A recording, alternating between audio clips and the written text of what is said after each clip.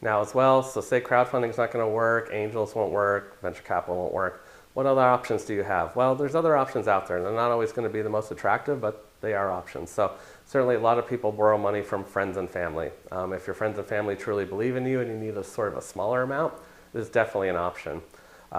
Using your own money. So oftentimes people will tap into their savings, they'll cash out their retirement, maybe you have equity in your home.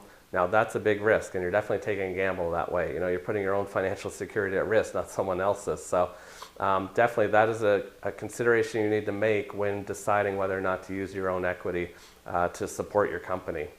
There's other methods too. There's sort of loans you could take out. Maybe you can take a loan out through the bank, whether it's a personal loan. Business loan is going to be a bit tougher with no history.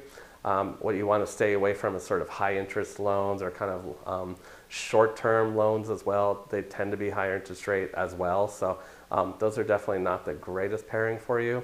Or maybe you can decide on a smaller round. Maybe you need $100,000, but $20,000 would get you through the next 6 months. So maybe that sort of leans itself towards making decisions. You know, maybe you have to use your credit card. So if you really believe in your company and you want to go that route and you believe you can generate sales and get that money back, maybe that's an option. So you need to think outside the box a little bit about some sort of creative financing options, and certainly search out there for other methods that you could potentially use.